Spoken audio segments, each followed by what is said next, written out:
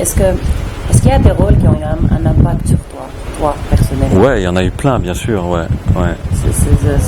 C'est-à-dire, quand tu joues un personnage, ça fait toujours, ça change quelque chose. D'abord, même si on a le garde-fou de se dire c'est le personnage, on va le nourrir de quoi? De soi. C'est pour ça que je dis un garde-fou, sinon on devient complètement schizophrène, quoi. Déjà qu'on l'est. Là, on ne le gère plus après. Donc, on va le nourrir de soi. Dans certains des personnages, de quoi je m'inspire? Quel est mon matériau? Par exemple, je donne des exemples. Quand j'aborde indigène, j'en ai la chair de poule. À qui je pense? Je pense à nos pères, et aux miens en particulier. Et on va chercher là-dedans. Et puis de ça, de leur parcours qui est avec du recul héroïque, nous on va essayer de se l'approprier et d'y projeter nos fantasmes. Et de les faire sortir des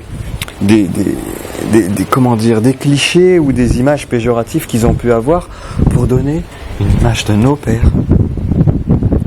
La belle image, quoi. Ouais. Moi, ça me touche encore. Donc, tu vois, quand tu me dis que ça m'affecte, tu vois, il suffit que je reprenne le chemin qui me ramène ils sont là. Voilà. Ceux-là ou d'autres. Parce que quand on y met du sien, et surtout quand on pense à nos pères, à nos mères ou à d'autres, à des gens qui nous inspirent et qui sont là, il y a un lien quand même, il y a quelque chose. Il y a quelque chose qui te lie en fait à ça. Voilà, ouais.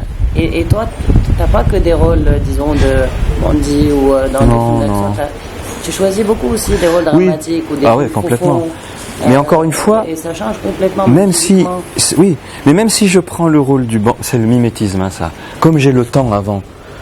D'abord, les scénarios en général, je les ai 1 an avant. Ouais. Inconsciemment, déjà, j'y rêve. Et puis quand j'ai fini les choses que j'ai à faire et qui me rapprochent du rôle à faire, justement, on se projette, on grossit, on maigrit, tout ça, c'est de la frime ou pas de la frime. Peu importe, c'est prétexte à aller vers, même si ça sert à rien au bout d'un moment. Mais même, et puis pour en revenir à ta question, même si je prends un gangster, c'est parce qu'il me plaît, qu'il y a quelque chose à mettre dedans. Et le gangster, il se limite pas à « oh putain, vas-y, donne-moi ». Non, déjà, d'où il vient, qui il est, pourquoi il est comme ça. Et le dernier en date, j'ai fait Braqueur. Oui. J'en ai fait un autre d'ailleurs qui va sortir en novembre. Oui. Mais Braqueur, j'ai adoré. D'abord parce qu'il y a un cinéaste derrière. Ensuite parce qu'il aime ce personnage. Et ensuite parce qu'il a un point de vue et il sait ce qu'il va filmer. Du coup, il y a de la liberté, on respire des moments présents, c'est très beau, quoi. Moi, j'adore. Les rapports entre vous et tout, c'est pas qu'un film d'action et de braquage. Non, il y a quelque chose qui se raconte, ouais. Et toi, c'est ces rôles-là que tu aimes? Oui, j'aime quand on donne le temps du personnage, j'aime quand le chef d'orchestre, c'est le réalisateur. Ouais. Voilà. Si là, il y a un sens, en général, on trouve le sens. Voilà. Et là, on va parler... on est en Tunisie pour une raison. On va être discret, on va pas tout dire. Plus que discret, je viens pour des raisons professionnelles, mais j'en dirai pas un mot. D'accord. Voilà. Tu es là pour un film tunisien. Je suis là pour un film tunisien avec un cinéaste que je découvre et que franchement, il me nourrit, quoi. Il me nourrit, j'adore. Et il est beau, il est simple, il est humble, il est fort, il est puissant. Et voilà, quand tu parles d'un choix, ça c'est un choix. D'accord. Et ça me fait tellement de bien. Voilà. C'est le bon choix. Oui, puis parce qu'il m'apporte beaucoup, il m'emmène quelque part et il écrit quelque chose qui est une belle musique, qui est très fort, quoi, je trouve. Et est-ce que le personnage que tu joues là maintenant est proche de toi ou est complètement aux Antilles? Le personnage que je joue là maintenant, et j'en dirai pas davantage parce que tu m'emmènes quand même quelque part, il est universel et il est proche de chacun d'entre nous. D'accord. Et comment c'est de travailler en Tunisie, dans le cinéma tunisien, en tunisien?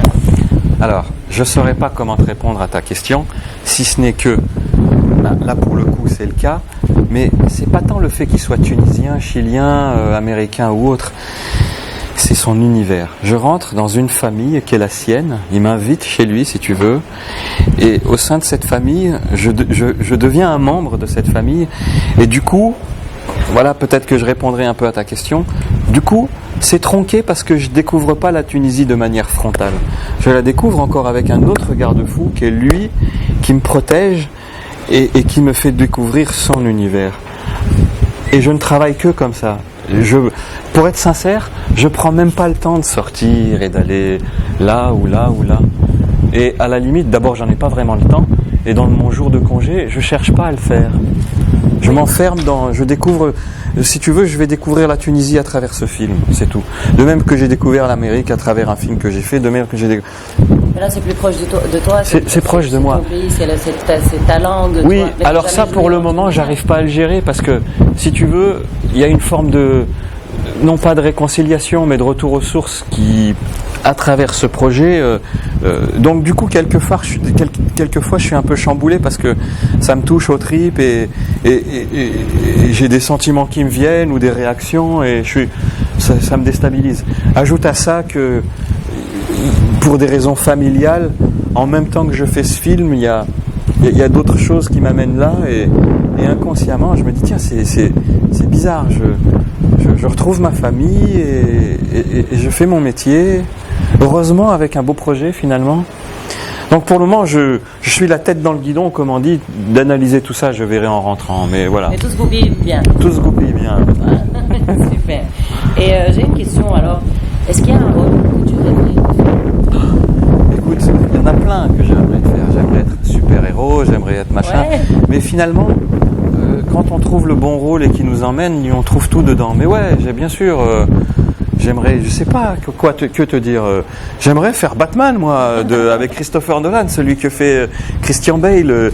J'aurais aimé faire Gladiator, j'aurais aimé faire Ridley Scott. Je sais pas, moi, j'en sais rien. Il y en a plein. Ok. Il y en a plein. D'accord. Et c'est surtout vers les super-héros que tu vas là. Non, c'est pour de prendre l'extrême pour te montrer qu'il y en a plein, bien sûr, il y en a plein. Mais je suis, en regardant ma filmo, j'ai été bien servi déjà, tu sais. Oui.